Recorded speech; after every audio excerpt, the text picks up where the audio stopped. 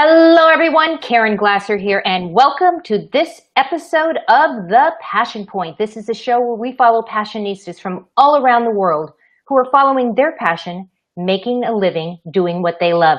And today I'm just really excited about this guest. His name is Jeff Adams. He has devoted the last 23 years of his life to the music industry, managing multiple artist careers and winning multiple music awards, as well as in internet broadcasting, where he has developed a broad base of knowledge in this field. He is also the host of the Jeff Adams Show, and if you haven't seen it yet, you got to go watch it because it is freaking hilarious. He's so awesome. And he also does a show called BeLive Weekly.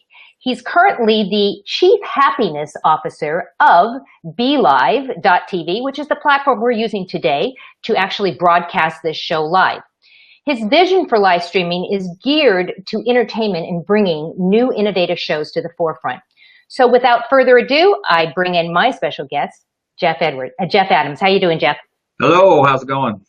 It's going great, and I'm really excited that you're here because you're I don't want to call you a geek, but you are kind of a geek, and I'm a geek too, and we're kind of in this geeky technology world, and I discovered you through BeLive. So we're going to start the show with a definition of the word passion. Now, Webster's dictionary says that passion is an intense driving or overmastering feeling or conviction. How would you define passion, Jeff? Passion for me is when it's always on your mind and you can't sleep at night. So how well do you sleep? Not well. Not well. I kind of thought that that's where you were going to go. So this is really a show that highlights some of these amazing entrepreneurs that I've had the privilege of meeting, and you are one of them. So why don't you just tell us your story? You can go back as far as you want. How did you get to where you are today? What's your journey all about? I guess I always started as a young boy. I came out of my mom's womb. And, I think I grabbed the nipple first. I'm not sure. But no, I'm just kidding. I was always, I was a little boy. I was always drawn towards entertainment. I used to be that little kid that used to be in front of the mirror and, act like I was a, rock star, playing my records. If people don't remember records, the vinyl. And, I did that. I always enjoyed that part of me. But I mean, I fast forward, I took the music route. I played a lot of basketball, had a scholarship to go to Liberty University, but I chose music, and I got a record deal out of high school and did that for a while. Then I got smart, got behind the scenes. Our band just flopped. It wasn't that great of a record. But I got smart, started learning the business, and got into management and spent a long time there writing songs for people and managing artist careers, and eventually running my own record company as well. But along that journey, the fast forward, not to bore everybody with the long. No, you're not boring us. I think people are really interested in what you have to say, so please continue. Okay, so fast forward to where we are now. Back in 2007, I was kind of frustrated as a creative because I was doing a lot of, I was representing creative people, but at the same time, I was frustrated. So I went back to kind of my roots, and I found live streaming in 2007. I was like, wow, this is a good way for me to get back into radio and stream and do all this cool things and maybe share my journeys on the road, because there was always something going on the road.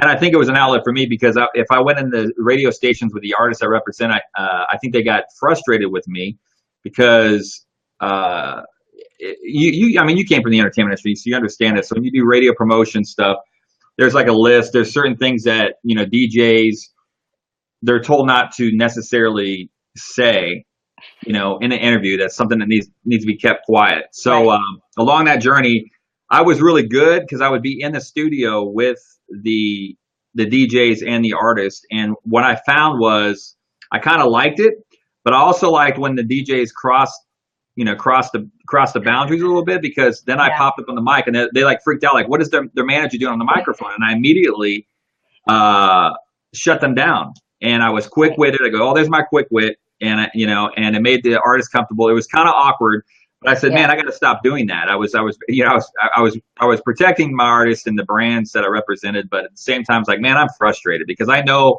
I can be in these studios with these guys. I know I can hang with these guys. So I just said, you know what, I'm going to start my own online show, and that's what I did. And it was geared around the music industry. And my journeys on the road. I was trying new technologies out all the time. I was a beta tester for Ustream, and then Mogulus, which is now Livestream. So I was always testing these new platforms out. I was really, really passionate about it, and just really gained like, all right, I really love this space. And it did something to me because my first love, which is music, became it didn't become a love anymore. It was almost a marriage that gone bad. I was in love with music, but we just didn't know each other anymore because how I grasped music was through my creativity, and I was doing it from a business end. So it became, I didn't really know her, and I got frustrated with her along the journey. So I found a new love, which was live streaming and broadcasting and radio. And through that journey, I came back to my first love because I've learned to appreciate music all over again. And me and music are good now. We reconciled, and we're doing very, very well. It's interesting that you said that, and I'm getting an echo. You hear the echo? No. I'm going to refresh myself. Oh, no, it's gone. Okay. It's funny that you said that about the music and the fact that it was like a marriage gone bad. I'm a musician from a long time ago. I went to school to be a musician, and I found myself as I was on this journey of being a musician that it became very tedious as I was learning the backside of it, and it was no longer enjoyable just being able to sing, all that stuff that was behind it. And I found myself saying that, maybe if I keep doing this, I'm going to stop my love of music. And so I stopped that part of it so that I wouldn't lose my love of music. So I'm totally resonating with what you're saying about that, is that somehow it just got turned on its head. But I'm glad to hear that you've come back to it. So tell me, what kind of music do you like to listen to? What's your favorites? I like all kinds, really. I mean, I would say, I don't want to make anybody upset, I like all kinds except for country. Country right now, the current state of country, I'm not a big fan, but I like a lot of old school country. Yeah, I like old school. I'm across the board. Right now I'm a big alternative music person. I always kind of have been. All last year, that's how I found my love again, was just through that music. And then I started going back into studio recording music again. Oh. Which I don't know what we're going to do with it, but it's been a lot of fun, and the music's incredible. And so I have no idea where it's going to take us, but I'm excited about it. So let's talk a little bit about Livestream and what you're doing today, and where Livestream actually is in the world today, because you started doing it back in 2007. I started doing it back in actually earlier than that, with equipment that used to bounce off satellites and all sorts of fun stuff like that. So where do you think Livestream is going? It's going somewhere, but where do you think it's going to go? What do you think the next evolution of Livestream is going to be? Do you have any thoughts on that? Well, I think obviously the next revolution is, I think a lot of it I've seen, or I've talked to people. I mean, we can talk about the technology, but we can talk about, basic, creativity with why you do live streaming. I'll start with that first. I think the creativity and entertainment value is going to be very, very important, because I think everybody's getting a grasp for this now that everybody has the ability to live stream from their mobile device or their desktop now. I think a lot of it now is, okay, everybody's kind of getting a groove, but eventually it's a saturation. It's kind of like you're flipping through a channel, and you have to find something that sparks your interest, and there's a lot to choose from. So I really think that entertainment's going to really come in really strong and really give you that TV experience. I don't want to say TV like, oh, that's old, because like live streaming has kind of revolutionized how we watch things. And a lot of people don't like the high, they like this. They like the feel of like, I can ask that person any question I possibly want to ask that person. There's like this wall that's down. But I also think, when someone can grasp that and then grab like the entertainment value and then the production level, they're going to have something really, really amazing on their hands. And so I really see like entertainment really coming in, and like live soap operas. Like there's back in the day when you used to watch those things. Actually, anything could happen. Anything could happen back in the days, right? right. But you think about that. Think about if you were watching those back in the day, and now if you were watching them on Facebook Live or Periscope or wherever you were watching this, you could interact, and it was a live show. It wasn't taped. It's live, and you can contribute to the show and talk to all your friends when like what's going to happen, and that type of scenario. So that's kind of where I see it's going, little by little. What did April say? What do you think? Yeah. What do you think it will take for the masses to truly embrace live streaming? There are still so many who don't gravitate towards it. What do you think it's going to take? It's going to take a little. It's going to take a little while still. A lot of people still don't understand it. A lot of small businesses still don't get it. I mean, it's just like social media was when it came out. When Twitter came out, well, why do I need to be on social media? It's the same thing. A lot of people that's been embracing social media kind of get it. A lot of people on Facebook that just accepted Facebook and post, they're starting to get it a little bit, but they're like I said, not everybody's going to be happy about being on camera and streaming their life or whatever they're doing with it. But I'd say about 3 years, people are going to really, really embrace it. And I say a little bit less once they start seeing some stuff that reminds them of television. I think the experience and the growth will happen there. Right. They'll feel comfortable, and they'll say, "Oh, that's something that I resonate with, or it seems like something I've done before," and they'll start to do that. And with the platform that we're using today, the BeLive, it does allow people to make a comment. We just put a comment up on the screen. And by the way, guys, if you have a question for Jeff, go ahead and put it in the comments, and we'll be happy to put them up on the screen so Jeff can answer them. So. Where are you, to respond back what you were saying about the live stream and that people are still resistant to it. I remember when I used to go into businesses and say, would you like me to live stream your event that you're having or do this? And they would look at me like I was speaking Greek. What does that mean exactly? And how can that possibly be? Now, I live up in Napa, and there's always a grand opening of a restaurant or a winery. And the funniest thing has happened is there is a shift. There's definitely a shift now. I'm actually live streaming 2 restaurant openings. And it was one of those things where I just said, would you like your event to be live streamed? In the past, if I had said that, they would have said, what? What does that mean? Now it's like they jump at it. So I am seeing there's a shift, at least on my side, of people understanding a little bit better the power of bringing the virtual world into their live event. Are you seeing anything like that on your side? I'm not really seeing a whole lot of that, but I do see, and I could see why people would think that. But I don't necessarily get that. I get it just because I think people just clearly don't understand what can be done. I mean, like we're having a talk right now, and we talk about it. People are like, huh? I don't get that.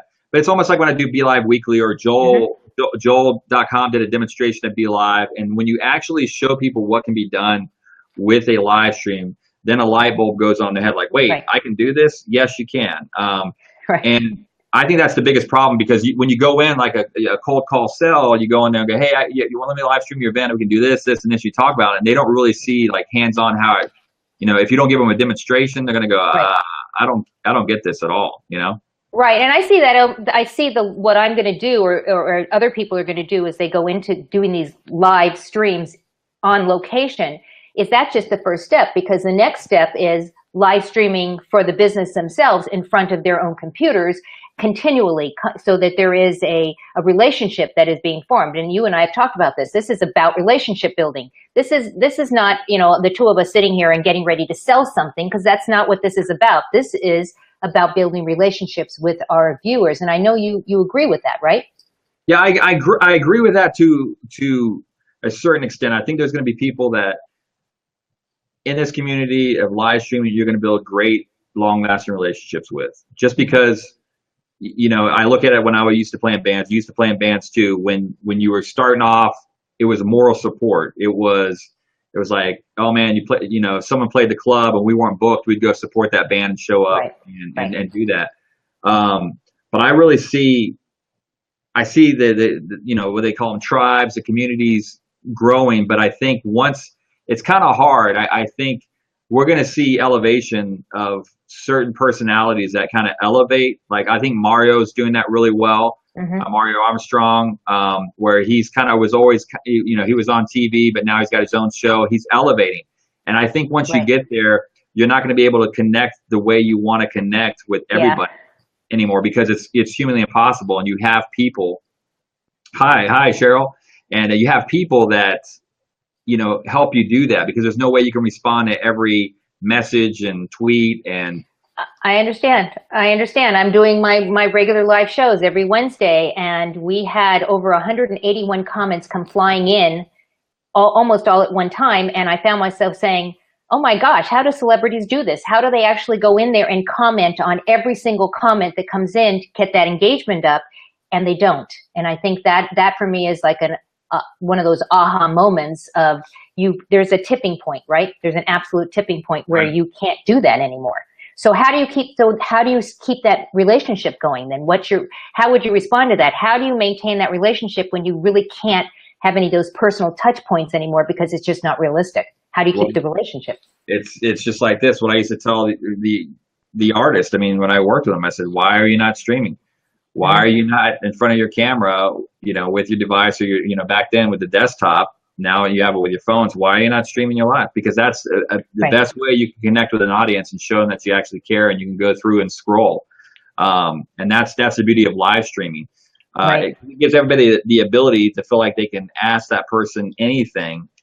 Granted, if you got someone that has 40,000 people watching live, it's kind of impossible to pick those things, and it's just like it's going to Vegas and rolling the dice. Hopefully he gets to my question. Right. because if you don't, I mean, I actually see, I watch some of the big streams and look at the comments, and I see people getting frustrated. I'm asking questions. Why aren't you answering me? And there is this disconnect, I think, that once people get it and they go, oh my gosh, this is cool, I'm going to go do this. And then it's like, well, why aren't you paying attention to me? It's almost like you can't have one without the other. I'm not sure what the answer is for that. Well, it's true. It's like, I've done the Jeff Adams show for like 5 years now, and it was more like a radio driven show. So we always kind of had a chat room, but it wasn't the main driving point to what we do. Like BeLive Weekly, when I do that show, it's just a completely different show, because it is based around interaction in a chat room. And with the Jeff Adams show, it's still hard because we look at the chat, but there's so much going on within the studio with phone calls and things like that. I try to recognize chat, and I noticed that just like last week, I saw that people got frustrated a little bit because I wasn't monitoring the chat. And it's almost like you have to have someone in there helping you monitor the chat, because I mean, there's so many things going on. So that's a great entry to the next thing that we're going to talk about, and that is, let's talk about what you are doing right now. And you're going to be doing a show for me coming up very, very soon, and it's going to be a regular show. What you said is so true. You need somebody back there producing it, because I feel like I have ADD. I'm sitting here going, okay, who am I supposed to bring in now? What comment am I putting up? And before you know it, I look frantic. And so tell us a little bit about what you're doing right now, what the services you're providing for other live streamers such as myself, so that they don't have to do that. They have somebody of your skill to do it for them. Tell us a little bit about that. Yeah, I mean, even like the great engine we're using right now, like BeLive. I mean, I think it's set up to a certain degree where, if you have 20 to 30 people, it's manageable, right? Watching your broadcast. If you're the host, but when you're clearly a host, it's still very hard to stay engaged with the chat. Pay attention to who you're interviewing, or multiple people that you're interviewing, keeping the show on pace without a producer. And I've noticed that over time. I was like, man, there's a big need for producers in live streaming. And that's why I encourage a lot of people to say, hey, well, why don't you become a live stream producer if you love it so much? And they go, I don't like being on the camera. But for me, doing the Jeff Adams show, I feel like a grandma that's 90 years old driving, because there's so much going on. I'm switching cameras in the studio. I'm looking at the chat. I'm monitoring 5 streams that are going out, looking at the phone calls, see these phone calls, and trying to host a show and get everybody involved. It's a lot. And it drives me a little bad. I don't know why I do it to myself, but I just do it. I just do it because I like that challenge. A lot of people can't do that. So, I started offering production services for, brands, personalities, and say, hey, well, let me come in and produce your live stream for you, whether, be with BeLive or be with a different platform where you can come in and format the show, tweak some things out, and really just produce a show and look at the content overall and really try to bring a high quality production to the table and a great viewer experience. So if someone's watching, I go, that was a really thought out show. It was planned out. It rolled really well. So that's something that I started doing just recently. Yeah, and I think it's great. And from my perspective, I think that really is maybe a little baby step, but it is the next level, at least for the kind of shows that I'm doing, is to have a Jeff Adams in my court to be able to do what I need to do without worrying about all that stuff in the background. So how would people get in touch with you? I have your Twitter handle, and I'm going to put it up there. So if people want to tweet you, they can go to the Jeff Adams, at the Jeff Adams. And also they can go check out and join your Facebook page, right? At TJAS News Media, New Media. I spelled that right, correct? Yeah, you And did. how else is there any other way they can get in touch with you, or can they go friend you on Facebook that way on your business page, and then they can send you a message that way? What's the best way to get in touch with you? They can send me a message that way, or they can just, go to they can find me, Jeff Adams. I think my Facebook is Jeff Adams 220 profile. They can instant message me there as well. A lot of people do that. And then we figure out from there if we want to be friends or not, based on the I am. Well, I get it. A lot of requests, and I've gone through a lot and just said, man, I don't understand. So I'm very like who I add and who I don't. I understand. Because you only got 5,000. You got 5,000. That's right. That's right. So what do you tell somebody that you meet, maybe one of these gazillion people that are messaging you? What do you tell people that say to you, Jeff, I've lost my passion, or I don't know what I'm supposed to be doing. I'm totally lost. How would you direct them? Where would you direct them to maybe find their passion or follow their passion, for that matter? Yeah, the biggest thing I tell people when that happens to them is like to completely unplug and unplug. The biggest thing with unplugging is unplugging from technology in general, and then go off somewhere and don't have your phone. And whatever kind of spiritual stuff you're into, meditation, whatever you do, pray, go off and just have you time and really try to find yourself again, and write down things that make you who you are long term, and what are those special passions that you used to have, and why are those not happening anymore? Because let's be honest, like a lot of times we might get in toxic relationships that might hinder us doing what we love, and or certain job situations. So the biggest thing is I tell people is to unplug, write stuff down, and at least unplug for 5 days. You don't have to do it for 5 days. Some people can do it in 12 hours, 24 hours, but I'm already getting nervous. I'm already getting nervous about the thought about unplugging, because that really makes me nervous. And I know I'm not alone in that, but I find it interesting that you, as a technology guru here, you're telling people to unplug. You're actually telling people to do what we all do on a regular basis. And it's hard, isn't it? It's really hard. I went on a vacation for a week, and I promised I wasn't going to unplug. And 2 days in, I was doing a live stream on a ship, because it's inbred in me. I can't get rid of it. And I think it's a struggle for a lot of us to unplug. But you have your passion. You know what you're doing. That's true. So it's not hindering. I think it's when when people need to find their passion, they need to unplug. I mean, I think everybody once in a while needs to unplug, because I think it's just good for creativity in general. If you're a creative person, just to completely unplug, let that creativity flow and not be distracted. There's too many distractions, for being productive. Squirrel. But I totally resemble that comment completely. Any last thoughts that you want to share with the audience? We've got people commenting. I'm just kind of throwing some comments up right now. I'm embarrassed to say, what does FOMO stand for? FOMO? I don't know, April, elaborate. April, what does that mean? I know there's an LOL after that, so type it in the comments and we'll put it up there because I'm feeling kind of dumb right now. I have no idea what that means, FOMO. I can't even keep up with I can't keep up with it either. Yeah. Any last thoughts you want to share with our audience? Just be who you are, and like we said, talk about passion. Find your passion in life, and there's only one of you, and Right. change the world with that. And you're valuable, and more than anything, it's no matter what anybody's ever told you. Oh, the fear of missing out. That's what she said. Phew. Well, Oh, why? That's what I don't understand. Why didn't she just not type that in the first place? She's one of those hipster girls. That's what it is. because she had the fear of missing out if she didn't do that. That's why. Right.